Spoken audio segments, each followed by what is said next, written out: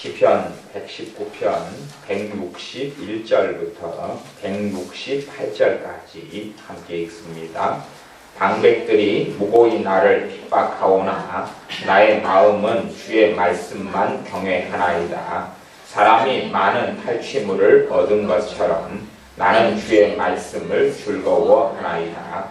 내가 거짓을 미워하며 싫어하고 주의 법을 사랑하나이다. 주의 의로운 규례를 인하여 내가 하루 7번씩 주를 찬양하나이다. 주의 법을 사랑하는 자에게는 큰 평안이 있으니 저희에게 장애물이 없으리이다. 여호와여, 내가 주의 구원을 바라며 주의 계명을 행하였나이다. 내 심령이 주의 증거를 지켜싸우며 내가 이를 지극히 사랑하나이다. 내가 주의 법도와 증거를 지켜싸우니 나의 모든 행위가 주의 앞에 있음이니이다. 아멘.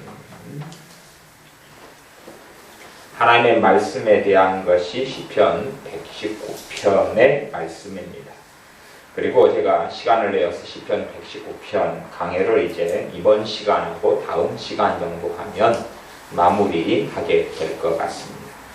하나님의 말씀이 얼마나 귀중하고 하나님의 말씀이 얼마나 가치가 있으며 하나님의 말씀을 존중하고 하나님의 말씀을 배우는 것이 얼마나 중요한지가 나와 있는 것이 시편 119편입니다.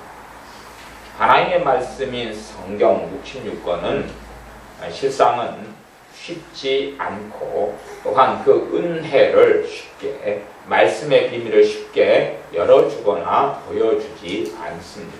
그렇기 때문에 단지 그냥 성경을 잠깐 혹은 여러 번 본다 해서 하나님의 말씀을 제대로 깨닫거나 제대로 알기는 아주 어렵습니다.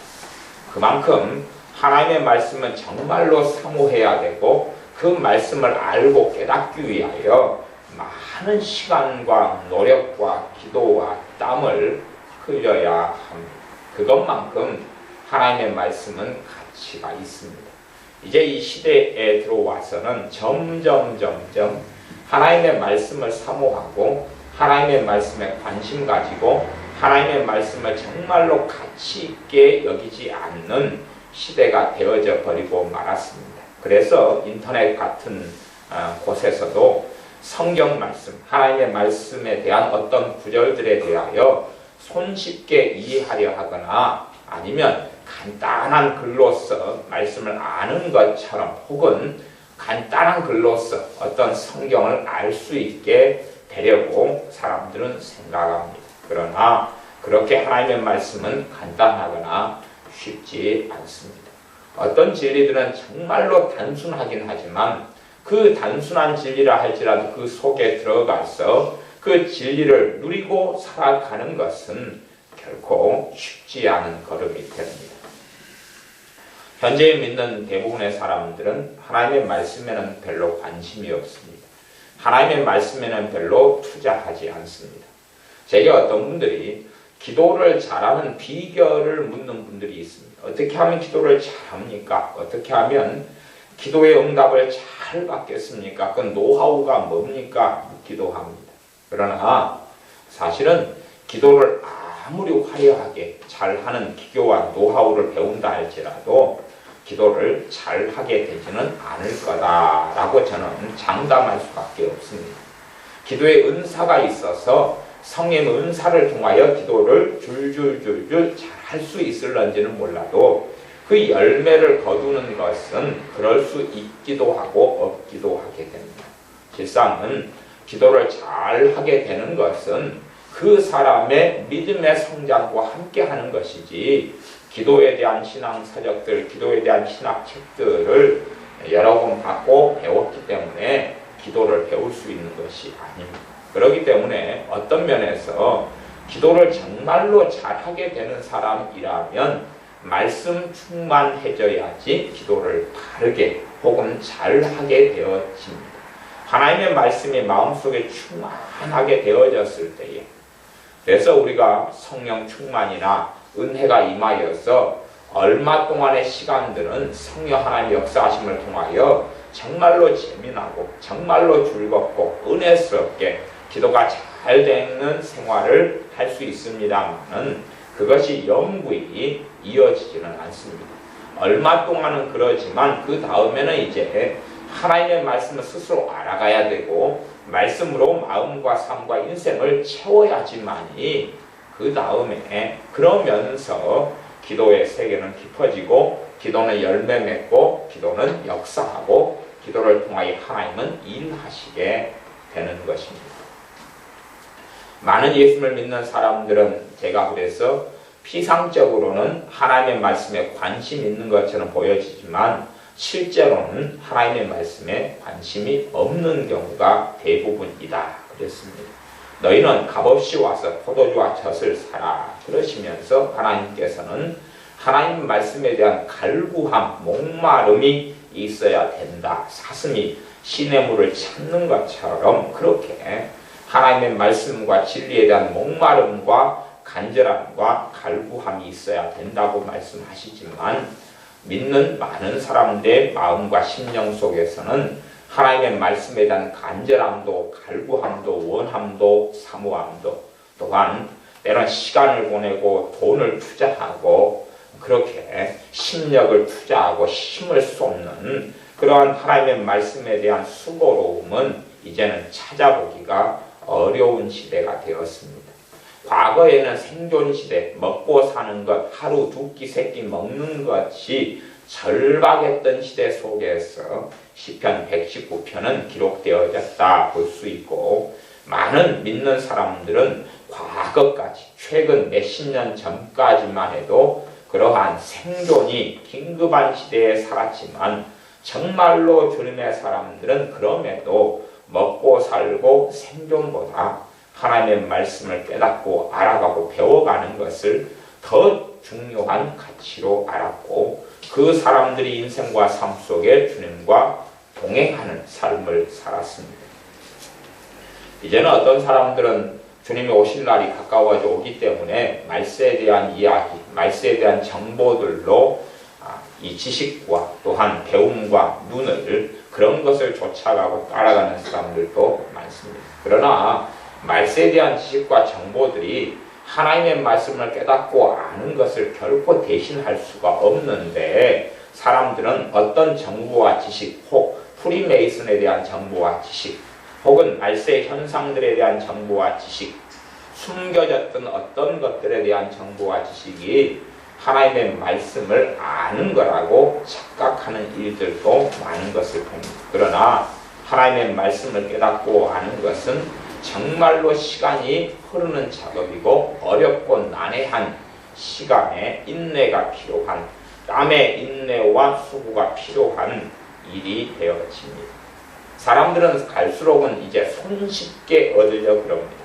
버튼 하나만 누르면 되기를 원하는 지금같이 스마트폰이나 버튼을 가지고 있는 리모컨 시대에 살기 때문에 또 자동차 키를 자동차를 운전하거나 자동차에 이런 시동을 거는 것도 이제는 버튼 하나만 누르면 자동차 문이 열리고 시동이 켜지는 시대에 살기 때문에 점점점 편리하게 살아가려 하고 그러한 욕구가 하나님의 말씀에도 해당이 될 거라고 생각합니다.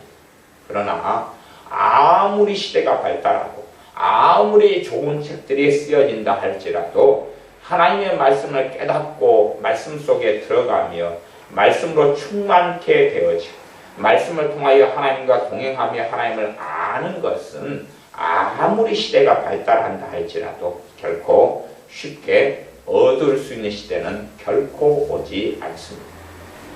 결코 오지 않고 하나님의 말씀에 대하여 정말로 시간을 투자하고 때로는 돈을 투자하고 때로는 땀을 흘리고 그리고 기도를 쏟고 그러면서 하나님의 말씀의 진리 가운데 한 걸음 한 걸음 한 걸음 걸어가는 것입니다.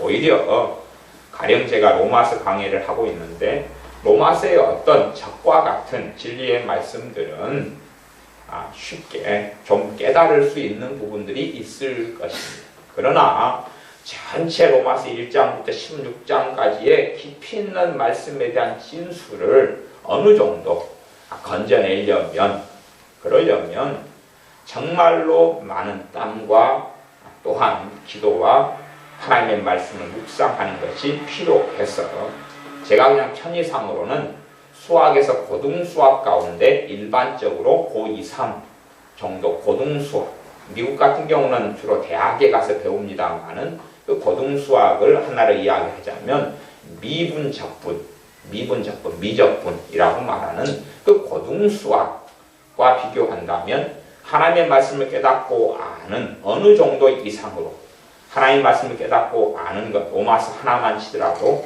미분적분보다 어려우면 어려웠지 결코 쉽지는 않다는 이야기입니다. 미분적분이라는 수학, 미분적분에 비하면 방정식 1차, 2차, 3차 방정식은 아무것도 아니에요. 수준이 아주 극과 극을 달리는 것이 수준이 아무것도 아니에요. 아주 그냥 하파리 수준이 방정식 수준이에요. 미분적분은 그것보다 훨씬 더 고차원의 수학이죠.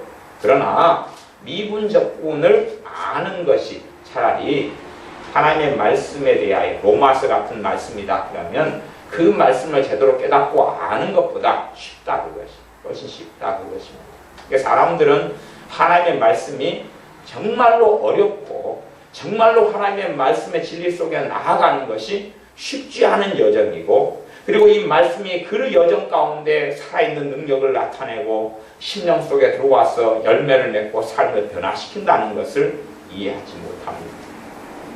때론 말씀을 암송해야 되고 때론 말씀을 묵상해야 되고 그리고 하나님의 말씀이 심령 속에 떨어져서 씨가 떨어져서 열매가 맺을 때까지 물을 주어야 되고 가꾸어야 되는 여정이 필요하다는 생각을 하지 않고 단순하게 좋은 설교 하나 들으면 누가 잘 가르쳐 준다면 알게 될 수 있다 하는 착각들을 많이 가집니다.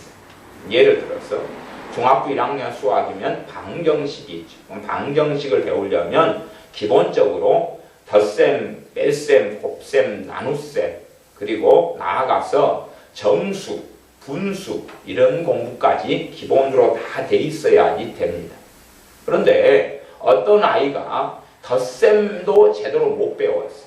그러면 이제 제가 그 아이를 대상으로 방정식을 설명한다고 가정한다면 제가 아무리 방정식을 잘 설명해도 이제 덧셈밖에 모르는 아이가 방정식을 알 수 있겠느냐 그것입니다. 모르는 것입니다. 어리석은 아이들은 중학생이 됩니다. 그러면 중학교 1학년이 되면 1학년 반 아이가 30명이라고 하면 30명이 같은 자리에서 출발한다고 생각합니다. 하지만 결코 같은 자리에서 출발하지 않습니다. 초등학교 때 30점 맞는 아이하고 100점 맞는 아이가 있는데 이 아이가 기초가 틀리고 단어가 틀리고 알아먹는 게 틀리고 준비성이 틀려요. 그러면 중학교 1학년 수학이다 그러면 중학교 1학년 수학을 가리키는 전제는 뭐냐 그러면 초등학교 1학년부터 6학년 수학을 다 알았다는 전제 속에서 중학교 1학년 수학을 가리키는 거예요. 그렇기 때문에 어떤 아이는 준비가 안 된 상태에서 중학교 1학년 수학을 만나면 이해하지 못합니다. 선생님이 아무리 잘 설명해도 이해할 수가 없는 것이에요. 그래서 어리석은 아이는 왜 선생님 나한테 알아먹게 설명하지 않습니까? 왜 나를 못 알아먹게 그렇게 어렵게 설명해요? 라는 어리석은 아이들도 많이 있습니다. 그러나 아니 6년 동안 하나이는 30점만 맞고 하나이는 100점 맞을 때에 하나이가 100점 맞을 때 30점 맞는 아이는 뭐 했냐 그것이 그 격차 준비되고 알아야 될 격차를 채우지 않으면 똑같은 수업을 듣고도 못 알아먹는다 그 말입니다. 똑같은 영어 수업이다 그러면 아니 초등학교 때 영어로 준비돼야 될 준비가 안 됐으면 그것을 했다는 전제 속에서 중학교에 가면 영어를 가르친다 그것이 수학이든 영어든. 그런데 나는 못 알아먹어요. 그러니까 그 책임이 선생님한테 있다. 그러면 얼마나 어리석냐 그 말이에요. 고3이 됐어요. 고3이 돼서 실과학의 학교에서 전공 과목을 가르쳐요. 그러면 고3 때 가르치는 전공 과목은 고1 때, 고2 때 가르쳤던 과목들을 알고 이해한다는 전제 속에서 고3 때의 전공 과목을 가르치는 거예요. 그럼 고1 때, 고2 때의 과목들에 대해서 내가 기초와 기본이나 알아야 될 것들을 안 해놓는다면 고3의 과목에서 아무리 선생님이 잘 가르친들 알아먹겠느냐 그 말입니다. 그것과 똑같습니다. 하나님의 말씀에는 정말로 많은 단어, 많은 개념이 나옵니다. 많은 추상적인 단어들이 등장합니다. 세상 사람들, 세상 박사는 세포가 무엇인지 알 수 있지만 하나님의 사람들은 그건 몰라요. 세상의 학문, 세포, 현미경으로 뭘 보고 생장점이 무엇이고 세포 분화가 어떻게 되어지고 조직배양을 어떻게 하고 그런 세계는 모를 수 있지만 하나님의 의가 무엇이냐 하는 것은 알아야 된다 하는 것이며 하나님의 의로움은 어떤 것이냐 하나님의 거룩하심은 어떤 것이냐 하나님의 공의로우심은 어떤 것이냐 하나님의 심판은 어떻게 이루어지고 되어지느냐 그런 것은 당연히 알아야 되죠. 세상에서 박사학위는 필요 없습니다만은 정말로 예수님의 사람들이 주님을 닮아가고 주님과 함께 동행하고 주님과 함께 그분의 칭찬을 받는 자리에 서려면 진리의 종, 말씀의 종이 되지 않으면 불가능한 이야기입니다. 교회 예배당에 30년 출석하고 주일날 예배를 내가 드리고 기도 좀 했다. 정말로 예수를 믿는 사람이라면 그 30년의 여정 속에서 하나님의 말씀을 얼마나 깊이 있게 깨우치고 알고 깨닫고 그 말씀이 마음속에 거하고 있느냐 하는 문제가 본질적인 문제가 되어져 버리고 맙니다. 시간이 점점점 흘러가도 요즘의 젊은 세대나 어린 세대는 이 성경, 하나님의 말씀을 깨닫고 아는 하나님 말씀을 연구하고 공부해야 되겠다는 필요성은 별로 없겠죠. 그냥 편의적으로 그 정도로 생각할지 모르겠습니다. 읽으면 되는 거 아니야? 그 정도. 읽으면 되는 거 아니에요. 읽어가지고 말씀을 깨닫게 되고 알게 됐다면 그렇다면 아마 저는 날개를 달고 날아가고 있어요. 읽어가지고 이 말씀의 비밀이 열려졌다면 얼마나 편하겠습니까? 저도 정말로 편하겠습니다. 이 말씀에 대하여 기도하면서 깨닫고 알고 체험했던 하나님의 사람들의 글들이나 책 같은 걸 볼 필요도 없고 그 말씀들을 연구할 필요도 없고 때로는 막 1000권, 2000권, 3000권이 되는 책들을 찾으면서 읽거나 독서하면서 때로는 날밤을 새우면서 말씀을 연구할 시간을 가지지 않았어도 될 테니까 저같이 그만 말씀을 연구하는 것을 하나님의 부르심으로 삼은 사람은 정말로 논하고 편하죠. 야, 너무너무 좋다. 그렇게 될 것 아닙니까? 그러나 하나님의 말씀을 전하는 주의 종은 전하는 사람이라고 치지만 그러나 모든 예수님의 사람들은 말씀 속에 깊이 있게 들어가지 않으면 하나님을 제대로 알 수 없다는 사실입니다. 말씀 없이는 하나님을 경외하는 삶이라는 것은 불가능한 일입니다. 그렇기 때문에 성령 하나님이 이 땅에 오셔서 에베소서, 갈라디아서 5장 같은 경우는 성령 하나님의 9가지 열매, 사람의 심령 속에 맺는 열매를 말씀하시지만 그리고 에베소 5장 18절은 오직 성령 충만을 받으라 말씀하시지만 주님께서 요한복음 14장, 때문에 16장 이렇게 말씀하시는 성령님에 대한 말씀 가운데 핵심은 뭐냐 하면 그 성령 하나님은 진리의 영이시다는 사실이고 너희를 모든 진리 가운데로 인도하시기 위해서 오셨다는 사실입니다. 진리가 무엇입니까? 아버지의 말씀이 진리니이다 그랬습니다. 내가 아버지께 말씀을 받아서 전하는 이 말씀이 진리이다. 그렇기 때문에 나를 정말로 믿는 자는 내 말이 너희 안에 거하고 내 말이 너희 안에 거하는 자마다 또한 내가 너희에게 함께 있어서 내가 너희와 함께하는 것, 그 삶 속에 걷게 하겠다고 주님은 반복하였습니다. 요한복음에서는 말씀해 오셨습니다. 그렇기 때문에 말씀 없이는 사실은 주님도 없다라고 이야기할 수밖에 없습니다. 사람들의 관심은 그렇게 생각하지 않아요. 예수님 십자가에 달리셨어, 죽으셨어, 부활하셨어, 승천하셨어, 곧 오실 거야. 그러니 나 예수님 알고 있어. 제가 과거에 영화는 별로 보지 않았는데 영화관에 가서 보는 영화 말이죠. 그런데 그 중에 영화관에 가서 본 영화 중에 인상적인 영화 중에 하나가 주유소 습격 사건이라는 영화입니다. 코미디물이에요. 배우들 가운데, 영화 배우들 가운데 요성 그 친구를 봤는데 그 친구가 깡패들하고 싸우는데 자기는 한 놈만 팬다 그러더라고. 그래서 강목을 들고 어떤가 뭐 한 사람만 그냥 한 사람하고만 때리고 패고 싸우는 걸 봐요. 그러면 이제 제가 영화 배우 요성 씨를 봤어요. 그래서 저 사람 친근하네. 그러지만 제가 요성 씨를 안다고, 영화 배우 그 사람을 안다고 그럴 때에 진짜로 아는 거냐 그 말입니다. 이건 모르는 것입니다. 그 사람도 나를 알고 나도 그 사람을 알아야지 좀 안다고 이야기하는 것입니다. 우리가 예수님에 대해서 피상적으로 좀 듣고 한 다음에 그 다음에 나 예수님에 대해서 알아. 예수님 이름을 부르니까 알아. 거짓말입니다. 예수님의 말씀이 내 속에 거하지 않고는 예수님을 도대체 어떻게 아는 것이 되느냐 하는 것입니다. 그분이 무슨 말씀을 했는지 그걸 알지 못하고 예수님을 안다는 것은 그것은 사실은 인정할 수 없는 이야기입니다. 나 예수님을 사랑해. 그런데 예수님의 말씀에 대해서 관심이 없어요. 내가 먹고 싶은 얄팍한 사탕 같은 것들만 몇 개 갖다가 먹고 말아버린다면 과연 내가 정말로 예수님을 믿는 사람이고 따르는 사람이겠느냐 하는 것입니다. 그렇기 때문에 우리 인생 가운데 정말로 중요한 과업, 정말로 중요한 노력, 정말로 중요한 헌신이 필요하다면 하나님의 말씀의 헌신이 필요합니다. 주의 종이냐 아니냐 떠나서 상관없이 다 예수님의 사람들은 말씀의 종, 진리의 종이 돼야 됩니다.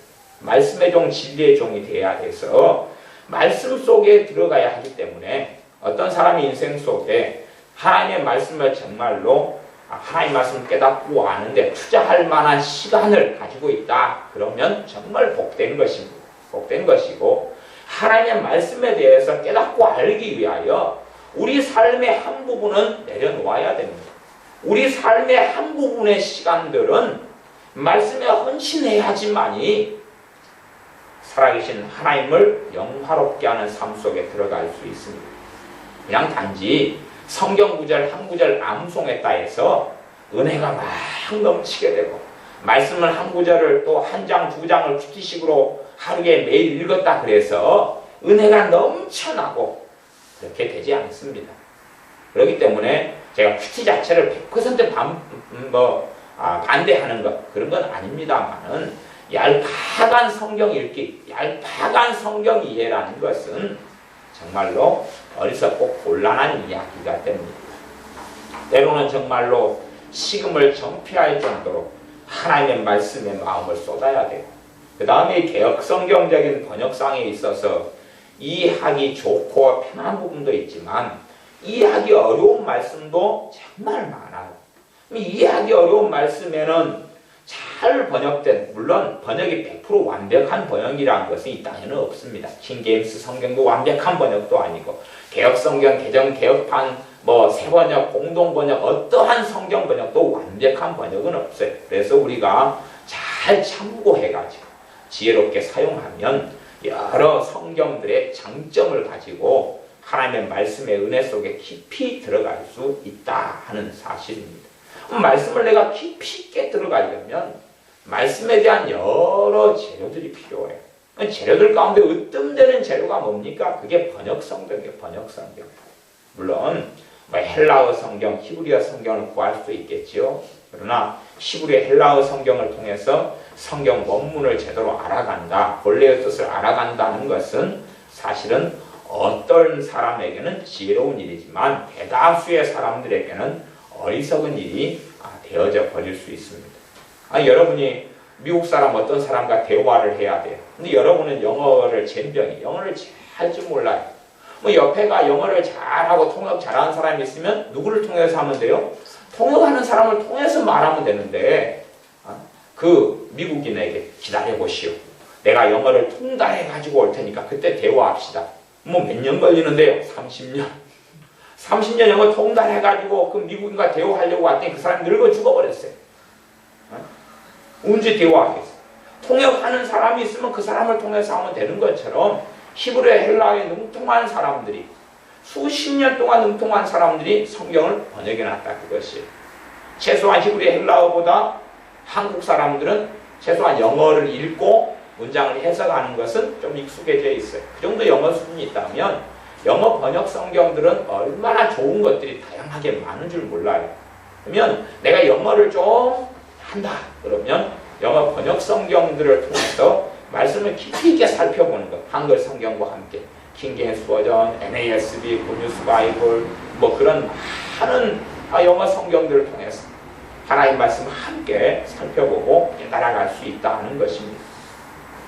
그래서 하나님 말씀에 대한 정말로 말씀을 알아가기 위하여 나는 투자하느냐 하는 것을 살펴보아야 됩니다.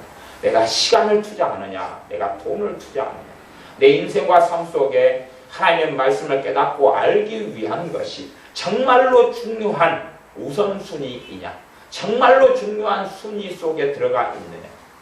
말씀을 존중하는 사람이 하나님을 존중하는 것이고 말씀을 존중하지 않는 사람이 하나님을 존중하지 않는 사람입니다. 얄팍하게 뭔가를 배우려 한다면 정말로 어리석어질 수밖에 없습니다. 오늘 읽었던 말씀 시편 119편 161절부터 읽어가면서 말씀에 대하여 나누겠습니다. 161절입니다. 방백들이 무고히 나를 핍박하오나 나의 마음은 주의 말씀만 경외하나이다. 방백들은 높은 지위에 있는 사람들이 지도자들, 높은 사람들이, 관원들, 이런 사람이 방백들입니다. 그런 사람들이 무고히 까닭없이 나를 핍박한다. 이 하나님의 사람을 핍박을 해요. 그렇기 때문에 낮은 사람들, 나하고 별로 상관없는 사람들, 권력자들이 아닌 사람들이 나를 괴롭히고 핍박한다면 그래서 어쩔 건데 할 수 있지만 높은 사람들이, 권력자들이 나를 핍박한다 그러면 정말로 인생과 삶은 괴로워집니다. 그렇게 무고히 핍박을 당하고 나면 이 안에가 울분이 솟구치고 화가 솟구치고 분노가 솟구치고 그럴 거 아닙니까? 정죄감이 치밀어 오르고 원망이 치밀어 오르고 그러겠죠. 그러나 그런 삶 속에서 하나님이 기뻐하시는 길은 무엇이냐? 내가 무고히 내가 핍박당할 때에 내가 내 마음을 지키고 하나님의 은혜 속에 그럼에도 불구하고 하나님의 도우심과 하나님의 돌보심 속에 살아나가는 비결이 뭐냐 할 때에 이 하나님의 사람은 방백들, 이 권력자들, 권세자들 이런 사람들이 나를 까닭없이 이유 없이 내가 잘못한 것 없이 나를 핍박하고 힘들게 할 때에 나의 마음은 주의 말씀만 경외하나이다. 마음 안에 무엇으로 채워져 있다는 이야기입니까? 무엇으로 채운다는 이야기입니까? 주의 말씀들로 채운다는 이야기. 당연히 까닭없이 무고하게 내가 고통을 당하고 핍박을 당하기 때문에 내가 왜 이래야 돼? 지가 뭔데 그래? 지가 높은 자리에 있다고 유세를 떤단 말이야? 왜 나를 괴롭히고 힘들게 해? 그렇게 해버리는 사람들은 오히려 하나님께서 하나님과 바른 관계 속에 결코 들어갈 수가 없습니다. 아무리 까닭없이 무고하게 핍박을 당해도 하나님의 입장에서는 같은 사람이 되고 맙니다. 그러나 정말로 하나님의 사람들은 이런 일을 당하지만 나의 마음은 주의 말씀만 경외하나이다. 이때의 마음을 지키고 이때에 하나님의 은혜 속에 들어가고 이때에 하나님을 영화롭게 하는 길이 무엇이냐. 그래서 여기서 만이라는 단어가 붙었어요. 만. 이것저것 바라보다가는 마음을 지키지 못해요. 주의 말씀만, 하나님의 말씀을 가장 초점으로 삼아서 그 말씀만으로 채우는 것이 그때에 원망이나 분노나 한이나 미움이나 증오심이 일어나지 않지. 어리석은 사람들은 원망거리가 있고 분노거리가 있으면 거기에 초점을 맞춥니다. 거기에 초점을 맞추어. 그래서 살펴보면 피해자로 살아온 사람들 가운데 예수를 믿는 사람들이 성령 충만하고 은혜 충만한 사람은 하늘의 별 따기처럼 찾기 어렵습니다. 피해자로 살아온 사람들, 스스로 피해자가 되어져 버린 사람들, 피해자로 살아온 사람들의 많은 사람은 주의 말씀만 사모합니다라고 나아가지 않고 내가 피해당한 그 일을 마음속에 두고 곱씹고 또 곱씹고 또 곱씹고 살아갑니다. 그 사람들은 사실은 그 사람의 우선순위는 하나님이 아닌 것이, 하나님을 경외하는 것이 아닙니다. 주의 말씀만 경외하나이다.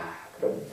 주의 말씀을 존중하고 주의 말씀을 사모하고 주의 말씀을 마음속에 담고 살아가는 삶을 말씀을 경외한다고 이야기하는 것입니다.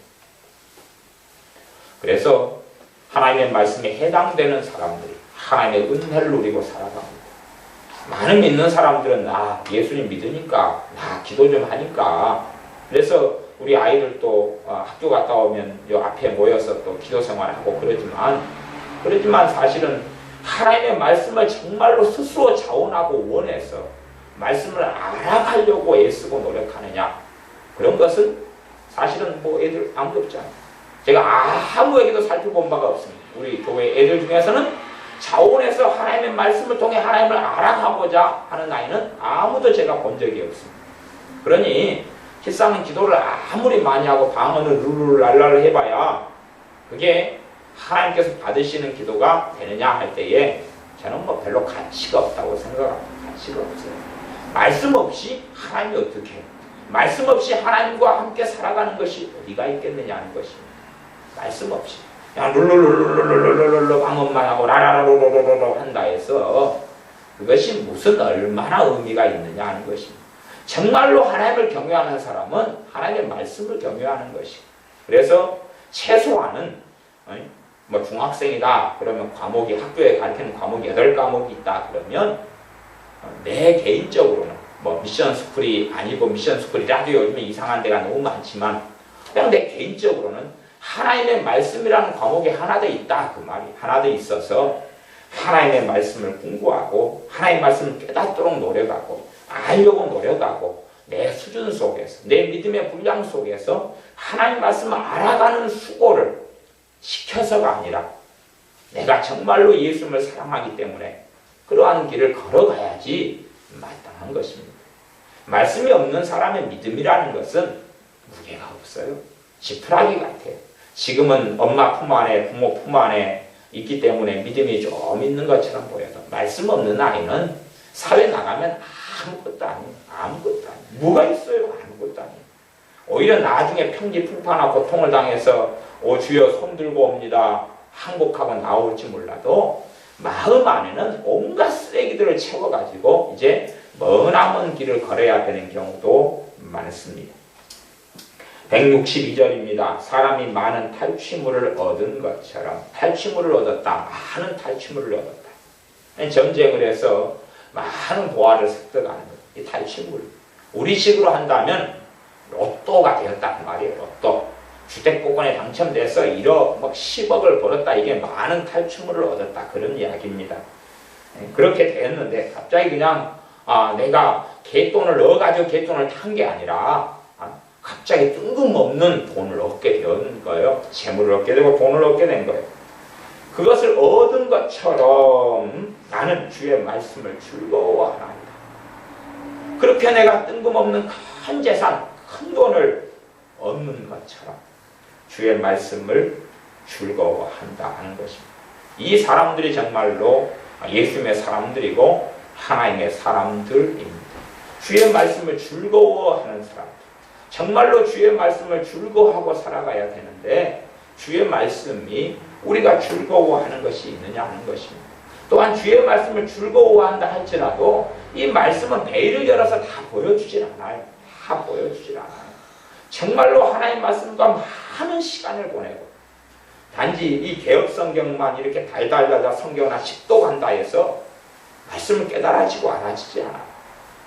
최소한은 하나님의 말씀이 어느 때부터 내게 살아있게 되냐 그러면 어느 때부터 살아있게 되냐 그러면 말씀을 읽으면서 냉랭해요. 잠이 와요.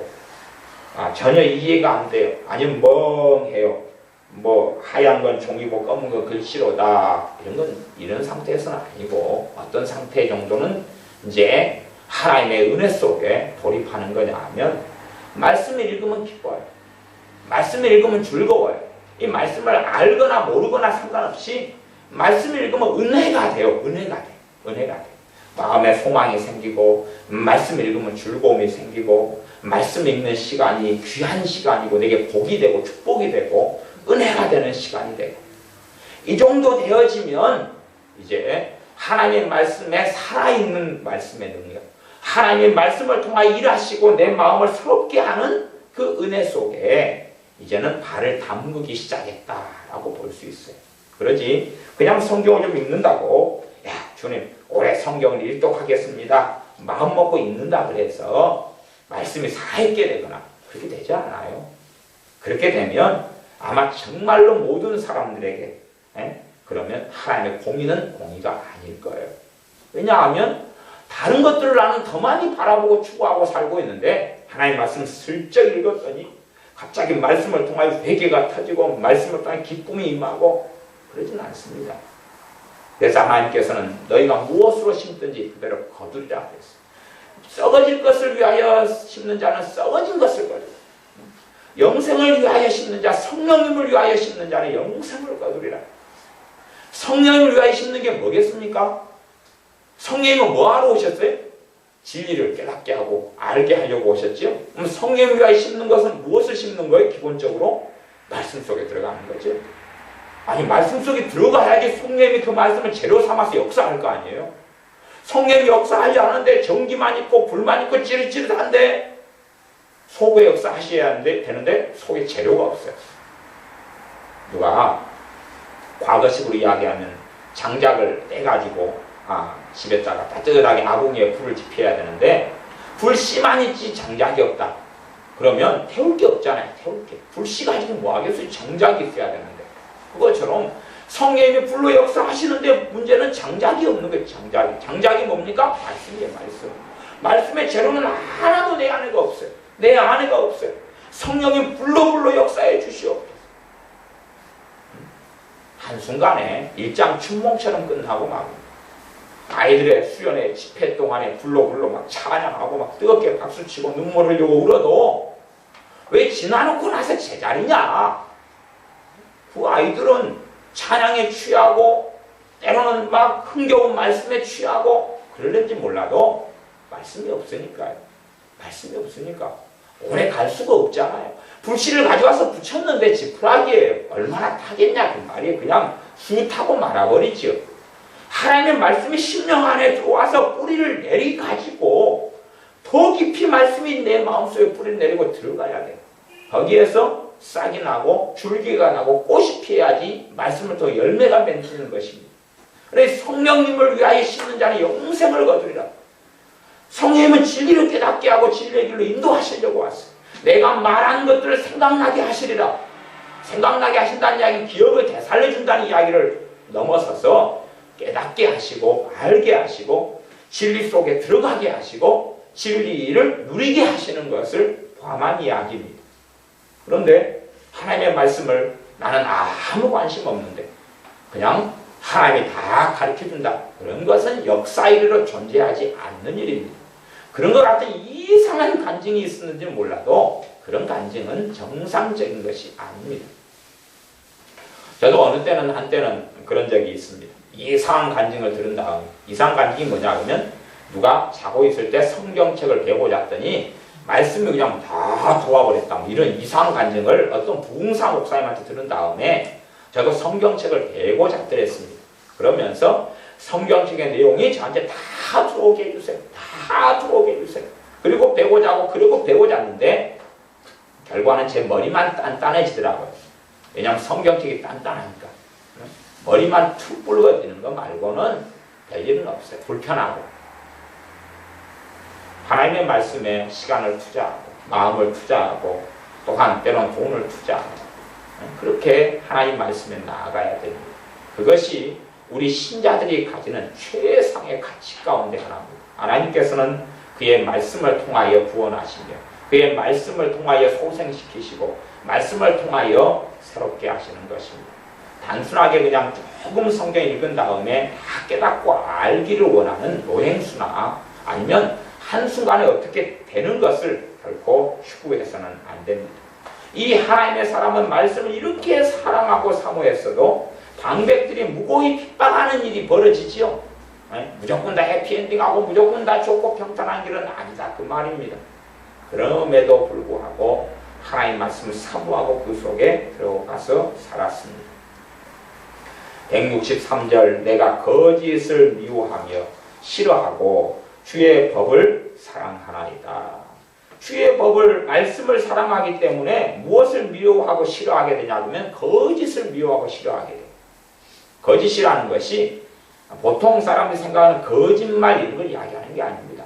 거짓말 이것은 그냥 하나의 의미 가운데 하나에 불과하고 진리가 아닌 것들을 이야기해요. 진리가 아닌 것들이 거짓이. 진리가 아닌 것들. 진리가 아닌 것들. 때로는 사회 속에서는 거짓은 아닌데 사라져버린 일시적인 것들도 실상은 거짓 속에 들어가요. 일시적인 것들. 한순간 있다가 사라져버릴 것들. 세상의 지식들도. 그 지식을 사람들이 우상시한다면 그것도 거짓이 되고 마는 것입니다. 그러한 거짓 속에 진리가 아닌 것들 속에 사람들은 살아가지만 그것을 미워하고 싫어한다 하는 것입니다.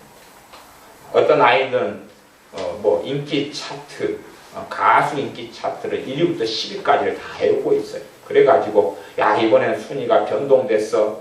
3등이 이번에 1등 됐고 3등이 1등 됐고 1등은 이번에 7등으로 떨어졌어. 그래가지고 음악 차트를 막 외우고 있어요. 그 다음에 MBC 차트는 어떻게 됐는데 SBS 차트는 어떻게 됐다 막 외우고 있어요. 그게 거짓이거든요. 그게 거짓이거든요. 그것은 영원한 것도 아니고 썩어질 것이고 하나님의 진노를 받을 수밖에 없는 것인데 거기에 마음은 투자해요. 그러나 하나님의 말씀을 사랑하는 사람들은 그런 데는 아무 가치가 없는 것이에요. 세상 유행가 가사들을 애우고 적고 암송하고 따라 불러요. 이게 거짓을 사랑하는 것이에요. 이게 거짓을 사랑하는 것이에요. 그런데 그렇게 그 거짓을 사랑하는 속에 들어가. 왜 그러느냐? 하나님의 말씀 진리를 사랑하지 않기 때문에 그래요. 진리를 사랑하지 않으면 거짓을 사랑할 수밖에 없는 필연적인 결과가 생겨요. 필연적인 결과가. 그래서 하나님 말씀을 이렇게 좀 읽는다 해서 되지 않아요. 읽는다 해서 어떻게 이걸 깨닫고 알겠어. 읽는다 해서. 그래서 요즘에 현대어로 번역이 된 성경들을 잘 보면서 비교해가지고 살피고 때로는 영어를 좀 배우면 영어 성경들을 살피면서 하나님 말씀에 대해서 영어 공부하는 것보다 더 투자해야 되거든요. 주의 종의 문제가 아니라 영어 공부하는 것보다 더 가치 있게 투자를 해야 되는 거예요. 그런데 그렇게 하지 않아요. 하나님께서는요, 하나님의 말씀을 존중하는 사람들 존중하신다 그랬어요. 하나님 말씀을 존중하는 사람을 존중한다 그랬어요. 어떤 사람의 기도가 더 빨리 신속하게 응답되겠습니까? 하나님의 말씀을 존중하는 사람들의 기도가 응답되는 것이지, 그러지 하나님 말씀에 대하여 무관심하고 쉽게 그냥 어떤 결과를 핸드폰 버튼 누르는 것처럼 얻으려 한다면 그건 정말 어리석은 일이 됩니다. 164절 주의 의로운 규례를 인하여 내가 하루 7번씩 주를 찬양하나이다. 말씀의 의로운 규례, 하나님의 말씀을 통하여 하나님의 의로움을 경험하고 체험하고 살아가니까 하나님을 7번씩이라도 찬양하는 이런 열매가 맺혔다는 것입니다. 하나님 말씀을 통하여 고통을 받고 힘든 일을 겪고 그러면 찬양이 나와요? 안 나와요? 안 나오죠? 하나님의 의로운 말씀 규례를 통하여 하나님의 의로운 말씀을 통하여 어떤 세계 속에 들어갔더니 찬양이 하루에 7번씩이라도 나왔다는 이야기입니다. 그러면 이러한 이 찬양이 7번씩이라도 나오는 사람의 삶 속에 하나님은 들어가게 하시기를 원하시죠. 그러나 그 속에 들어가려면 주의 의로운 규례인 하나님의 말씀 속에 들어가는 사람들만이 찬양이 솟구치는 삶 속에 들어가는 것입니다. 그러지 얄팍한 그냥 복음성가 몇 자리 부르고 찬송 몇 자리 불러가지고 되는 성질은 아닙니다. 오히려 찬송가나 복음성가는 그냥 아주 말씀에 아주 기초고 기초에 불과해요. 깊은 것은 없어요. 그 속에 아주 기초적인 것 가지고 만들어 놓은 것이 비상적인 기초적인 것 가지고 만들어 놓은 것이 물론 찬양의 가치는 굉장히 크긴 하지만 그러합니다. 165절 주의 법을 사랑하는 자에게는 큰 평안이 있으니 저희에게 장애물이 없으리이다. 과거 이 말씀을 가지고 설교했던 적이 있습니다. 이 본문을 가지고 아마 제목도 비슷하게 적었던 것 같습니다. 주의 법을 사랑하는 자에게는 무엇이 있다고요? 큰 평안이 있다. 기본적으로 어디에서 말씀하는 것입니까? 심령 안에. 지금 이 하나님의 사람은 말씀을 사모하고 말씀을 정말 즐거워하지만 방백들이 무고히 핍박하는 일이 있죠.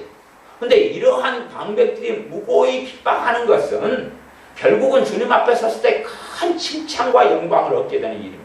그렇기 때문에 현실적으로는 고통이고 고난이고 어려울 때는 이것이 큰 상급이 되기 때문에 이러한 것을 하나님은 허락하시는 것이. 왜? 영광의 멸류관을 쓰려면 이 정도는 있어야 되거든요. 주님을 위하여 진리 때문에 진리의 길을 걷기 때문에 당하는 고통과 환란이 없다면 영광의 멸류관도 없기 때문에 그러합니다. 그러니 여기서 큰 평안이라는 것은 현실적으로만이 아니라 당장은 내가 예수 때문에 핍박을 당하고 있지만 주님을 만났을 때는 영원한 평안을 가져올 것을 염두에 두고 있는 이야기이기도 합니다. 이 땅의 삶 속에서는 심령 안에 주의 법을 사랑하는 사람에게는 큰 평안이죠. 핍박을 당하고 상처를 당하는데 내 말씀이 내 안에 거하기 때문에 무엇을 가져옵니까? 애통이나 원한이나 원망이나 미움이나 증오나 한을 가져오는 게 아니라 그걸 물리치고 평안을 가져오기 시작합니다. 하나님과 내 관계가 말씀을 통하여 좋아져 가기 때문에 하나님으로부터 오는 평안을 받고 살고 누리게 되는 것은 당연한 이야기입니다. 그러므로 저희에게는 장애물이 없으리이다. 어떤 장애물요? 그를 넘어뜨리고 무너뜨리는 장애물은 없어요. 핍박은 있지만 그 핍박이 하나님을 더 깊이 있게 알아가며 고난 당하기 전에는 내가 그렇게 행하였더니 고난이 내게 유익이라 고난을 통하여 하나님을 경외하는 것을 알게 되었다. 죄에서 벗어나게 되었다 하는 하나님의 말씀처럼 그러한 장애물, 좋은 의미에서 장애물이 있지 자빠지고 쓰러지고 넘어지고 무너져버리고 많은 그런 장애물은 없다 하는 것입니다. 어떤 사람에게요? 주의 법을 사랑하는 사람에게 그러한 주의 법을 사랑하는 사람들에게. 피자를 사랑하는 사람은 자주 피자가 생각날 것 아닙니까? 치킨을 사랑하는 사람은 치킨 가게만 지나가면 냄새가 나죠. 치킨 냄새가. 저는 사실은 치킨을 안 좋아하기 때문에 간혹 뭐 파닭을 먹곤 하지만 본질적으로 저는 치킨을 안 좋아합니다. 그래서 어제도 치킨을 한 마리 애들 튀겨가지고 줬지만 시장에서 그러지만 저는 한조각도 안 먹죠. 치킨 냄새를 맡으면 약간 좀 역겨운 게 있어요. 그래서 치킨을 좋아하는 것을 그렇게 많이 이해하지 못합니다만은 치킨 좋아하는 사람들은 냄새만 맡으면 그냥 황홀해지고 왜? 치킨을 사랑하기 때문에. 그것처럼 하나님의 말씀을 사랑하는 사람, 오 저기 성경책이 보이네? 야 언제 시간 내서 읽어야 되겠다? 그렇게 나아갈 수 있는 거겠죠. 치킨을 사랑하는 사람이 눈앞에 치킨을 누가 사왔는데 그걸 보고 놔둘 수 있겠느냐 하는 것이 야 저거 언제 먹으면 돼요? 언제 먹을까요? 하게 되겠지요. 그래서 주의 법을 사랑하는 사람에게 큰 평안이 있으니 저희에게 장애물이 없으리로다. 이렇게 말씀합니다. 166절 여호와여 내가 주의 구원을 바라며 주의 계명을 행하였나이다.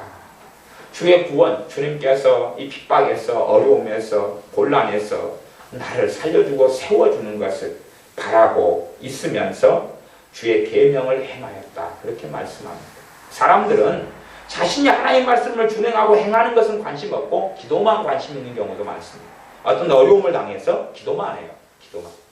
근데 어려움을 당해서 오히려 내가 하나님의 말씀을 행하는 것이 필요하고 어디에서 최소한 말씀을 마음에 두라 그랬으면 그것도 행함이죠. 말씀을 마음에 두어야 되죠. 말씀을 마음에 두어야 되죠. 근데 그것은 하지 않아요. 행함 속에는 믿으라 그것도 폭넓게는 행함 속에 들어가. 왜? 순종이니까. 믿으라 그러면 믿어야 되죠. 그런데 그것은 관심이 없고 그냥 기도만 해요. 어려움을 당해서 기도만 해요. 그런다 해서 그 기도가 응답될 수 있느냐 하는 것입니다. 일반적으로는 사실 기도만 하고 주의 구원을 바라지만 생활 속에 삶 속에서 인생 속에서 주님의 구원을 보지 못하는 경우는 아주 많습니다. 167절 내 심령이 주의 증거를 지켜 싸우며 내가 이를 지극히 사랑하나이다. 주의 증거는 주의 말씀인데 어디에서 주의 말씀을 지킵니까? 내 심령이요. 내 심령. 심령은 마음이죠. 마음 안에 주의 증거를 다 지키는 거예요. 마음 안에 주의 말씀을 지키는 거예요. 마음 안에서. 마음 안에서 말씀을 지키는 거예요. 마음 안에서 내가 주의 증거를 지켜 싸우니 내가 이를 지극히 사랑해. 이것은 뭡니까? 말씀이죠. 주의 증거 말씀이죠. 말씀을 어떻게 사랑해요? 지극히, 지극히. 이게 하나님께서 우리에게 원하시는 거예요. 말씀을 지극히 사랑하는 것을 우리에게 원하시는 거예요. 어떠한 사람이 하나님께 정말 가치 있게 쓰임 받느냐 하면 말씀을 지극히 사랑하는 자들을 하나님이 쓰세요. 재능이 많은 사람들, 문벌이 좋은 사람들, 학식이 많은 사람들, 박사학위를 가진 사람들, 그런 사람 하나님 쓰지 않습니다. 그런 사람을 쓰셨다면 우리 주 예수님께서 이 땅에 오셔서 정말로 무식한 사람들, 어부들, 그냥 저 멀리 총구석에 있던 그러한 어부들, 대다수의 어부들과 문맹자들, 글씨도 모르는 사람들을 사도로 삼아가지고 하나님이 주님의 사명을 맡기지 않았다 하는 것입니다. 그러나 우리 주님께서는 어떤 사람을 부르고 쓰시냐 하면 말씀을 지극히 사랑하는 사람들을 불러요. 말씀을 지극히 사랑하는 사람들. 요즘에는 스스로 그냥 주의 종이 되고 주님의 길을 걸어가는 사람이 많습니다. 그냥 잘 모르는 20살 때 신학교를 가가지고 주의 종이 되는 길을 스스로 걷는 사람이 많아요. 혹은 어리석은 사람들은 누군가가 주의 종이 되라고 애원했다 그래서 주의 종이 되는 어리석고 멍청한 길을 걸어가요. 제가 지금 멍청하다는 극단적인 표현을 씁니다. 왜 그러냐 하면 자기하고 주님과의 관계에서 무슨 선지자 시대도 아니고 누가 애원을 해주니까 오 그래? 어떤 사람이 그러더라고요. 물론 제가 누군지 기억이 안 나기 때문에 그냥 일상적으로 하는 이야기입니다. 누구라고 지칭하는 게 아니라 누군지는 제가 기억이 안 나니까. 어떤 사람이 물론 한 명이 아니라 몇 명이 그러셨는데 어떤 분이 그러시더라고요. 자기가 신학을 한 것은 누가 애원을 자기한테 자기 어려운 삶 속에서 신학을 하면 어려움이 해결된다고 애원했기 때문에 어려움이 해결되려고 신학을 했다. 이런 이야기를 여러분들이 하시더라고요. 제게 여러분들이 하셨다면 그거에 해당되는 그런 스타일로 신학을 한 분들은 얼마나 많겠냐는 것이. 그래가지고 이제 신학을 단지 하나님 말씀을 아는 도구로만 사용했다면 문제가 없는데 그래가 결국은 목회자가 돼요. 그리고 목회자의 길을 걸어가요. 근데 얼마나 어리석은 열매가 맺혀지겠느냐 하는 것입니다. 사실은 주님께서 기본적으로 주의 종을 콜링하고 소명으로 부르실 때에 어떤 사람을 부르시냐 그러면 말씀을 사랑하는 사람을 불러요. 말씀을 사랑하는 사람을 부른다. 말씀을 사랑하는 사람. 주의 말씀을 정말로 지극히 사랑하는 사람들을 불러요. 대단하고 학식 있고 잘난 사람을 부르는 게 아니라 말씀을 사랑하는 사람들을 불러요. 왜? 말씀을 사랑하는 사람들이 주님을 알아가고 닮아가고 주님의 뜻을 이해하고 알고 말씀의 능력을 체험하거든요. 히브리서 5장에서는 정말로 어린아이는 말씀 가운데 의의 말씀을 경험하지 못한 자가 어린아이라고 이야기해요. 그러나 장성한 사람들은 의의 말씀을 거꾸로 이야기하면 경험한 사람들이에요. 그러면 믿음에 성장한 사람들에게 제가 의의 말씀이 무엇이다 라고 설명은 안 하겠습니다. 그런데 의의 말씀이 어떻게 말씀 속에서 말씀의 의로운 말씀이 어떤 것들이냐는 것을 말씀을 통해서 하나님과 만나고 부딪히면서 경험하고 체험해요. 그럴 때에 어린아이 신앙의 수준을 벗어나죠. 그러면 말씀 없이는 영적인 어린아이를 벗어날 수 있느냐 하는 것입니다. 불가능한 일이 되죠. 의의 말씀 없이는 어린아이의 수준을 벗어나지 못해요. 자식을 키우다 보면 오냐 그것만 해가지고는 자식이 사람 구실 못합니다. 때로는 책망하고 훈육하고 바른 길로 걸어가게 만들고 그리고 자신의 삶 속에 책임지게 만들고 그래서 자식을 가장 망치는 것은 무책임하게 자식을 키우는 거예요. 책임을 짊어지지 않고 키우는 거예요. 나중에 책임을 지게 되면 못 견딘다고 무너져버리고 막 책임이 무거우면 무거울수록 어릴 때부터 책임을 지게 키우면 더 큰 책임을 감당할 어깨를 가지게 돼요. 책임을 가지고 책임을 지우고 책임을 가지고 책임을 지게 키우는 것은 자녀 교육 가운데 최상의 지혜에 속합니다. 책임을 지게 하는 거예요. 학교에서 아이 숙제를 내줬어요. 그러면 그 숙제에 대한 책임을 엄마가 집니까? 아이가 져야 됩니까? 아이가 져야 돼요. 죽이 되든 밥이 되든 아이가 져야 돼요. 부모는 도와줄 수는 있어 책임지지는 않습니다. 책임을 져서도 안 되는 것이고 자기가 감당할 수 없는 숙제라면 자기가 선생님한테 가서 어떻게 이야기해야 돼요. 그것을 부모는 도와줄 수 있지만 책임을 져줘서는 안 돼요. 책임을 최대한 자녀의 수준을 벗어나는 것은 도와주지만 그러나 자기의 수준 안에서는 최대한 책임지도록 양육하고 가르쳐야 돼요. 그러나 책임지는 것은 일찍부터 어릴 때부터 해야 되는 과업이지 나중에 성인 되어서 20살 넘어서 할 것이다. 그때는 이미 끝나버린 것입니다. 그때는 이미 배우지 못하고 잘못된 길로 걸어가고 맙니다. 책임지지 않는 사람들은 내가 져야 될 책임을 누구한테 떠넘기겠어요? 타인한테 떠넘기죠. 부모한테 떠넘기고 가족한테 떠넘기고 형제한테 떠넘기고 타인한테 떠넘기고 니 왜 그랬냐? 그러면 난 잘못 없는데요. 저 사람이 그랬어요. 저 사람이 책임져야 되죠. 자기는 책임 안 지니까 합리화. 입에서 나오는 계속 합리화예요. 합리화를 많이 하는 사람들과 함께 살면 괴롭습니다. 걔가 책임지지 않는 사람은 내 탓이 아니에요. 남 탓이에요. 그래놓고 안에서 뭘 해요? 원망만 해요. 원망만. 미워하기만 해요. 사람 보시는 못합니다. 사람이 아니에요. 왜? 개도 안 그러거든. 합리화하는 개 봤어요? 합리화하는 개 봤어요? 개를 야단치니까 개가 꼬리를 쫙 말고 이러고 있지. 깽깽깽깽깽깽깽. 그런 개는 간혹 있지만 나쁜 개죠. 삶아 먹어버려야 돼. 야단을 치니까 꼬리를 쫙 말고 있어야지 개가 깽깽깽깽. 네가 뭔데? 네가 뭔데? 네가 뭔데? 밥이 나죠? 깽깽깽깽깽. 왈왈왈왈. 개보다 못하다 그 말이지.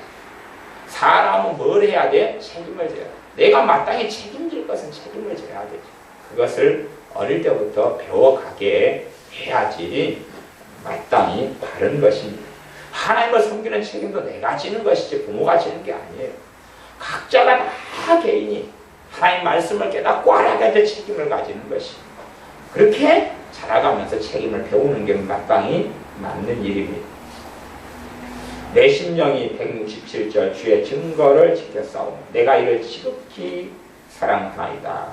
정말로 말씀을 사랑하는 사람을 하나님은 사용하시고 쓰십니다. 그런 사람을 불러서 하나님 일을 맡기시고 하나님이 가지고 있는 큰 책임을 맡겨주시는 것입니다. 왜? 큰 책임을 감당할 사람에게 주시는 게 하나님 아니겠습니까? 그런데 말씀을 사랑하지 않는 사람들은 말씀에 능력이 없어요. 내 힘과 내 재능과 내 지혜와 내 능력을 가지라는 게 아니에요. 왜? 예수님의 사람들에게는 예수님의 말씀, 하나님의 말씀이 능력의 원천이거든요. 힘의 원천이고 능력의 원천이에요. 그냥 쉽게 말씀의 능력이 나타나질 않아요. 하나님의 말씀은 살았고 운동력이 있어. 콩과 영과 밑 관절과 골수를 찔러 쪼개기까지 합니다. 그렇게 말씀을 암송하게 외워요. 근데 하나님의 말씀은 살아있고 어디서요? 못 느끼는 거죠. 왜? 하나님의 말씀을 지극히 사랑하지 않는 사람들에게는 하나님의 말씀이 살아있고 권능이 있는 것이 나타나지 않고 체험되지 않거든요. 다 숨어버리거든요. 숨어버려. 말씀이 숨어버려요. 말씀이 숨어버려요. 아무에게나 하나님의 말씀에 살아있는 걸 드러내지 않습니다. 그게 하나님의 거룩성이 하나님의 말씀 안에, 하나님의 의로움이 하나님의 말씀 안에 들어가 있고 거룩하신 성령님은 그렇게 진리 가운데 행하시기 때문에 그러합니다.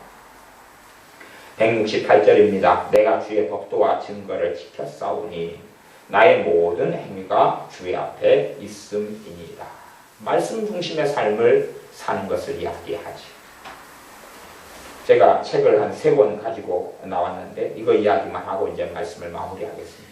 이 책 3권을 읽으라 그런 이야기는 아니고요.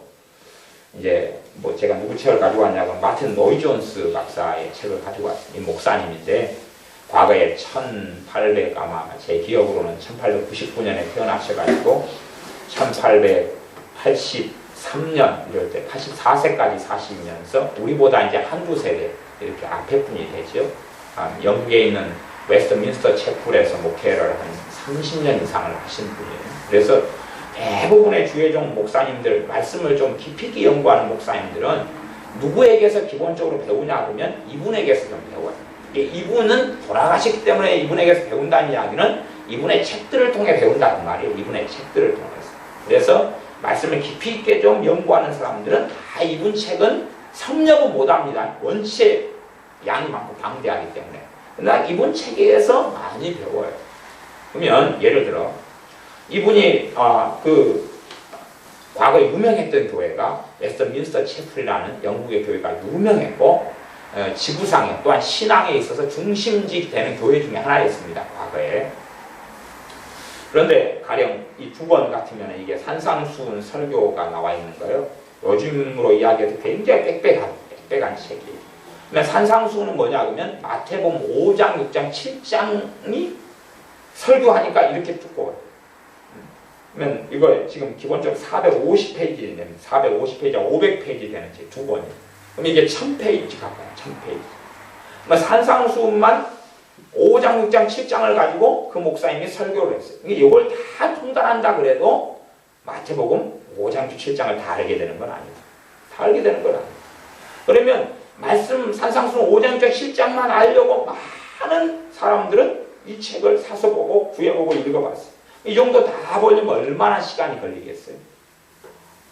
그러는 노력과 수고들을 해왔다 그것이죠. 그런다 해서 여기에서 해석되고 설명되는 게 다 옳다는 이야기는 아니에요.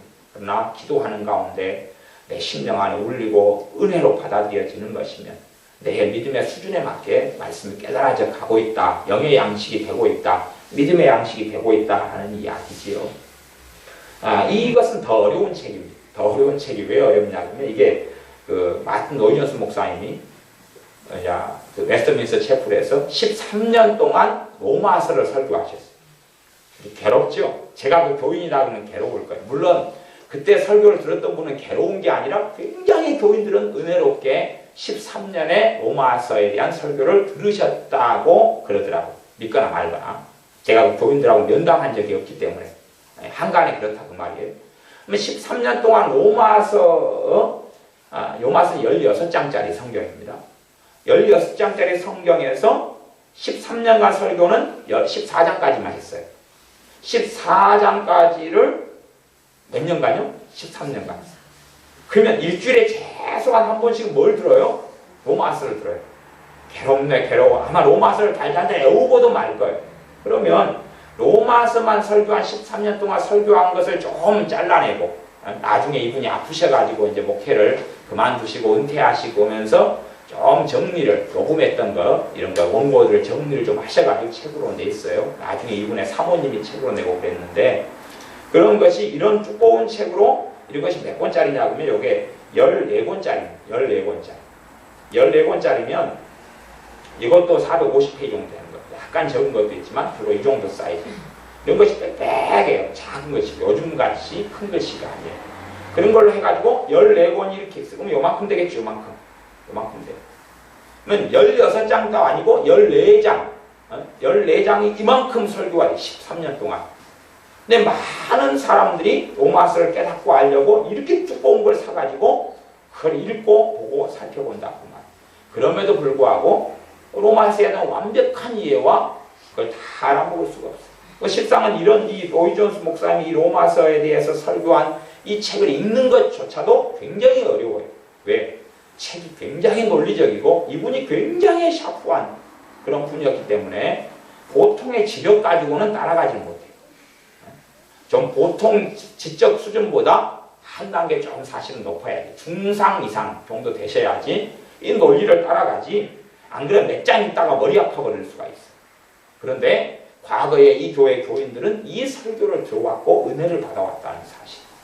그렇게 비춰보면 지금 수준에 믿는 사람들은 수준이 굉장히 미달되고 떨어지는 것이죠. 최소한은 이게 성경에서 세상에서 쓰는 단어와 용어는 몰라도 되지만 성경에서 쓰이는 낱말과 단어에 익숙하게 돼야 되거든요. 성경에 쓰이는 말이 어렵다 그러면 곤란해지거든요. 성경에 쓰이는 말씀이 어렵다 그러면 곤란해지고. 그런데 성소가 뭔가요? 아브라함 그분 누구세요? 우리 할아버지는 아니셨는데 그런 이야기가 나오면 정말 곤란하죠. 바벨탑이 뭔가요? 성령님 그분이 누구시더라? 성령 세례는 뭔가요? 뭐 이런 정말 기본적인 것들 가지고 헤매고 있다면 사실은 좀 황당한 때가 아주 많습니다. 황당할 때가 많아요. 그래서 우리가 가장 기본이 되는 말씀부터 시작해서 하나님의 말씀 속에 들어와서 그 속에 살 때 그것이 우리가 주님 만날 때의 영광의 멸류관이 됩니다. 어떤 분은 그렇게도 이야기했어요. 말씀을 통해서만이 믿음이 성장합니다. 말씀 없이 믿음 성장이라는 건 없습니다. 말씀 없이 주님과 동행하는 삶이라는 건 없습니다. 그게 진짜 없습니다. 뭐 은사는 있을 수 있어요. 은사는. 사울 왕 같은 경우는 하나님을 배신하고 하나님을 버리고 하나님께서도 사울 왕을 버렸을 때에도 성령이 역사하셔가지고 애언을 하고 막 그랬어요. 그러나 그런 것은 나타날 수 있지만 그가 진리 가운데 말씀의 사람이 말씀 속에 거하지 않으면서 하나님과 동행하는 삶은 가능하지 않았다는 이야기입니다. 그러니 여러분의 삶 속에서 하나님의 말씀을 정말로 가까이 하는 사람이 삶 속에 살아계신 주님을 배웠고 살게 됩니다. 주님의 말씀을 정말로 사랑하는 사람이 삶 속에 큰 평안과 장애물이 없는 삶을 살게 될 것입니다. 그러나 기도를 많이 한다 해서 하나님 응답하시거나 장애물이 없는 삶이 되지 않습니다. 이제 한 시간만 더 하면 시편 119편 강해와 말씀은 끝나지만, 그래서 하나님 말씀에 대한 이야기를 나중에 하려면 좀 드물게 하겠지만, 그러나 사실은 제가 또 아무리 하나님 말씀의 중요성을 강조해도 뭐 설교를 듣는다고 말씀의 중요성이 심어지고 많아지는 것은 아니기 때문에 각자가 결단하고 결심하고 각자가 말씀을 가까이 하는 가운데 말씀을 사랑하게 되는 것이지요. 예를 들어서 수학을 사랑하는 마음이 들어가지고 수학 공부를 하게 된다. 그건 없는 것입니다. 수학을 가까이 하고 수학을 깊이 있게 알아가면서 무엇을 사랑하게 돼요? 수학을 사랑하게 돼요.